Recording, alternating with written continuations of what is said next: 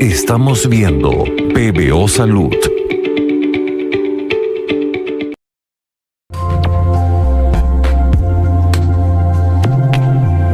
Y vamos a dar la bienvenida al doctor Pedro Rondón.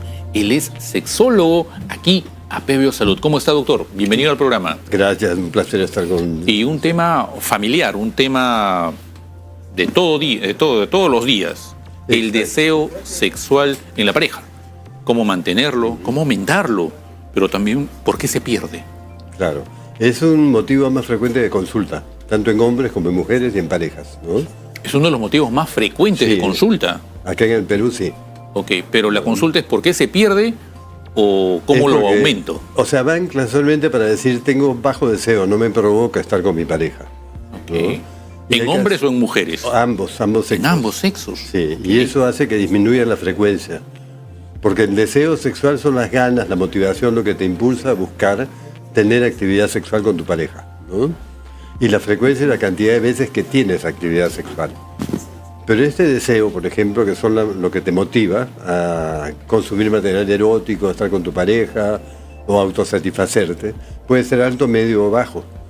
Un deseo sexual alto, por ejemplo, es cuando la persona todos los días tiene pensamientos o le provoca tener, no es que lo haga, sino las ganas, ¿no? Todos los días hasta cada 3 o 4 días. Okay. Un deseo sexual medio va de 4, 5 a 9 días. Y un deseo sexual bajo de 10 a 14 días. Cuando ya pasas de eso, es decir, ahí cada 20 días te provoca, ya estamos hablando de un deseo sexual hipoactivo o inhibido. O sea, el querer tener relaciones cada 14 días. Sí, cada 20 días. Cada 20 días. Eso 20. Es anormal. Anormal porque es una patología. Es una enfermedad. Es una alteración. Okay. El deseo es innato, uno nace con ese deseo. Como el deseo de comer. Como el deseo de comer todo, pero se activa en la adolescencia. Okay. O sea que tiene una orientación ya más erótica, digamos, ¿no? Adulta. Uh-huh. En cambio, un niño puede tener deseo, placer, porque lo tocan, lo acarician, pero sin connotación sexual. No busca un orgasmo, un placer erótico, sino es cualquier parte del cuerpo puede ser estimulada. Ahora las parejas consultan porque hay causas diversas. O sea, puede ser, por ejemplo, problemas de salud físicos, que tiene que verlos el médico, pueden ser problemas hormonales, diabetes, depresión, hipertensión, medicamentos que consumen que también afectan o disminuyen el deseo, ¿no? Pero pueden ser psicológicos, como ansiedad, baja autoestima, miedo a enfrentar una situación sexual, o que su pareja tenga una disfunción sexual. Por ejemplo, si hay vaginismo, si hay dispareunia, hay pérdida de erección o eyaculación rápida, también puede hacer que disminuya el deseo, porque no hay un refuerzo. Para identificarnos con el contexto, sí. Cuéntenos usted una historia masculina de un paciente real, no diga su nombre, obviamente, no, claro. Y también de una historia femenina. ¿Cómo no? En el caso del hombre, por ejemplo, tengo un paciente que acude a consulta porque tiene pocas ganas de tener actividad sexual, pero sus parejas sí tienen más deseo sexual. ¿Qué edad tiene él? 27 años. 27 años, sí, jovencito. Jovencito. Y más por la presión, el miedo que tienen los hombres jóvenes ante el desempeño, porque hay mucha presión. Cuando se inició el motivo de consulta fue que él tenía ansiedad ante el encuentro sexual, porque su pareja le exigía tener 2 o 3 coitos seguidos, porque sus exparejas lo tenían. Okay.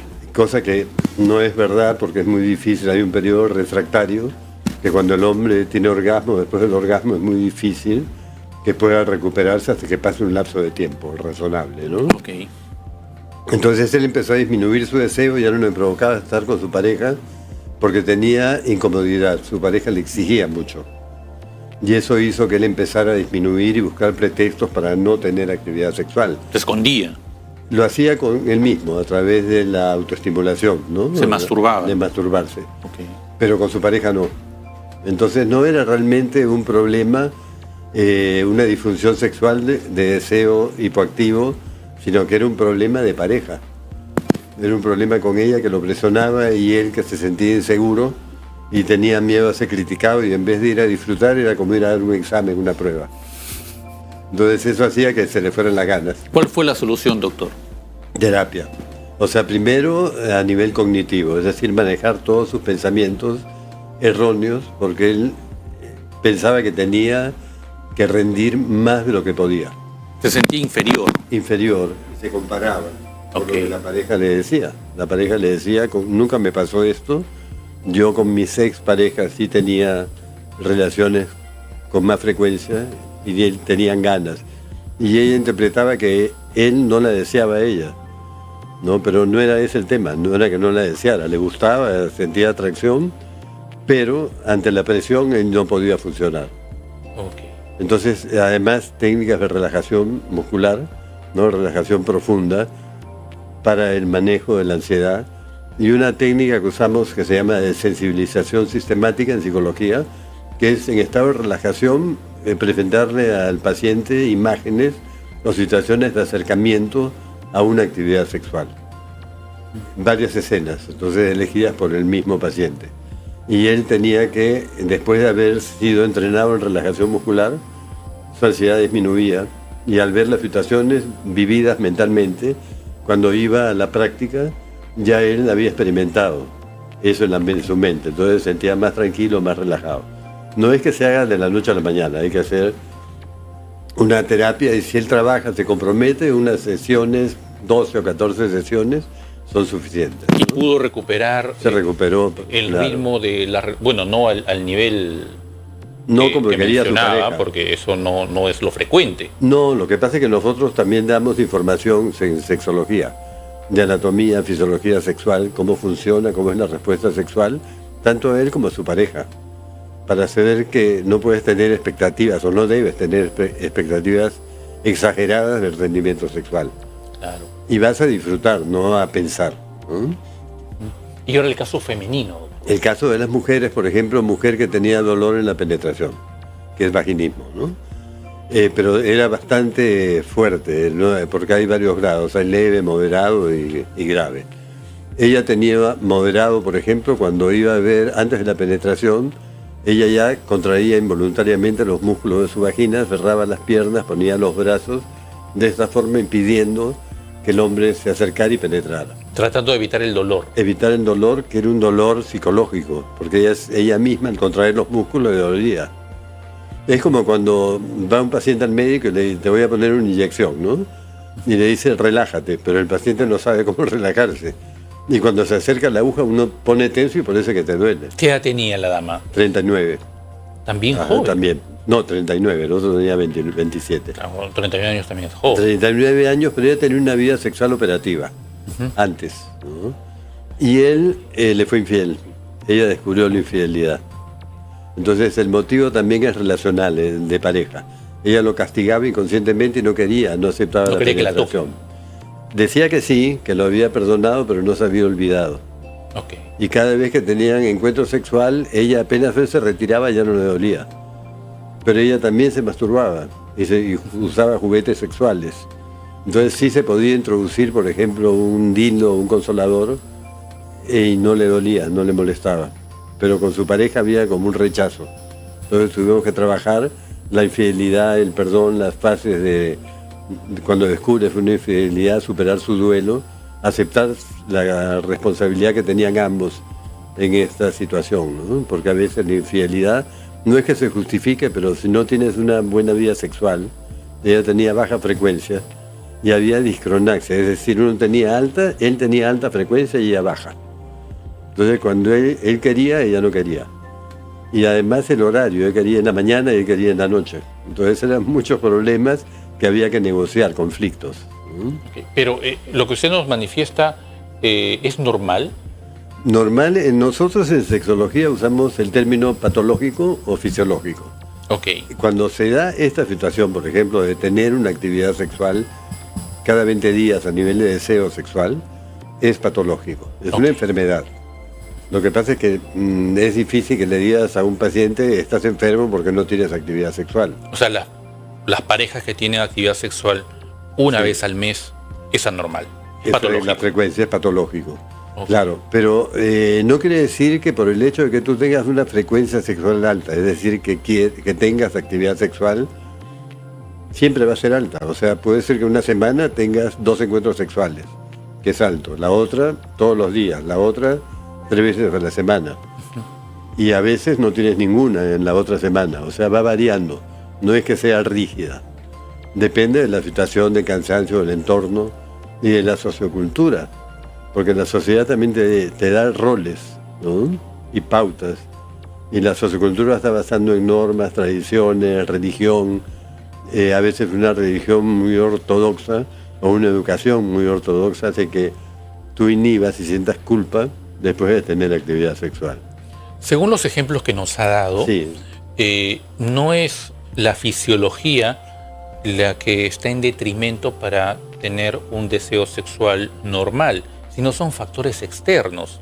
En el primer caso Ajá. era la pareja y la exigencia, Sí. y en el segundo caso era la infidelidad y la defensa y el no perdón. Exacto. Pero fisiológicamente estaban operativos, Funcionaban, normales, claro. funcionales. Por eso podían tener actividad sexual con ellos mismos. O sea, cuando un paciente se masturba, pero no puede tener actividad con su pareja, no es una disfunción sexual, es un problema psicológico, un problema de pareja. Ok, esa es una de las primeras La relación. preguntas en la entrevista Sí, con o sea, el paciente. se le pregunta al paciente, porque ese criterio diagnóstico es muy claro. Si tú tienes difusión eréctil, o los pacientes vienen autodiagnosticados generalmente. Dice, doctor, tengo difusión eréctil. Entonces, ¿tienes erecciones en la mañana?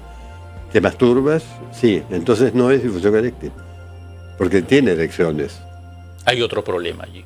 Ahí hay otro problema y hay que averiguar de dónde viene. Si es de la pareja, si es de su inseguridad, su autoestima, ¿no? Porque el autoconcepto sexual está relacionado con el desempeño sexual. ¿Y cómo sí, cómo formo mi autoconcepto sexual? con ¿Cuándo se forma? Sí, con información sexual, pero se puede ver afectado por la pareja, cuando la pareja hace comentarios negativos sobre tu desempeño. O también cuando de chico te van enseñando los padres o diciéndote nunca vas a conseguir pareja porque no eres normal, las cosas que haces, entonces tú vas atacando la autoestima y él se va percibiendo de una manera negativa, y cuando va a tener su primer encuentro sexual espera ser un actor porno prácticamente y no lo va a hacer. Entonces esa expectativa que él tiene porque aprendió por la pornografía, ¿Daña la pornografía el desarrollo sexual de un adolescente? claro que sí, si no tiene información de lo que es la pornografía. O sea, los padres deberían hablar sobre sus hijos, porque no la puedes prohibir porque lo van a hacer, de todas maneras, porque siempre ha existido el porno. Okay. Pero si él sabe que eso es mentira, que eso es ciencia ficción, que no es una realidad, que la mujer no puede ser un objeto, no puede ser maltratada, no hay consenso. Entonces, todos esos conceptos que él ve, los va a imitar, porque él está aprendiendo por modelamiento la conducta.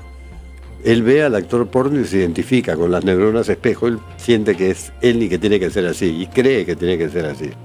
Y esto es una ficción, esto Eso no es es una real. ficción, pero si no lo sabe, él va a creer que es así. Entonces la información sexual que le deben dar los padres, decirle esto, está bien, puedes aprender algo, pero no quiere decir que eso es real.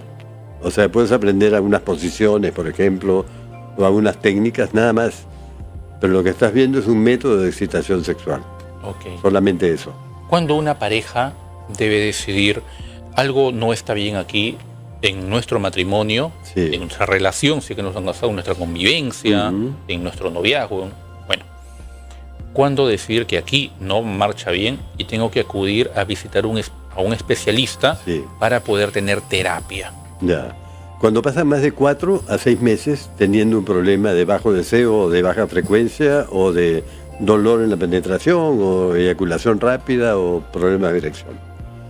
¿Por qué? Porque una patología tiene criterios muy definidos. Tiene que darse por 6 meses consecutivos y con cualquier persona, no solamente con su pareja, porque hay gente que puede tener actividad con su pareja pero no con otras. Y hay gente que puede tener con otras y no con su pareja.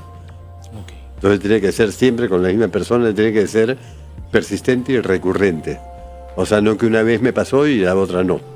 O sea, siempre, los síntomas tienen que estar presentes siempre. Durante 4 meses. 6 meses 6 meses completos, en promedio. sí, exacto. Okay. Ahí buscar ayuda profesional. Claro, tratas de resolverlo solo, pero a veces no consigues la información que requieres. y buscas por redes sociales y la información que te dan es peor. O sea, te exigen más todavía, entonces agudizan más la patología.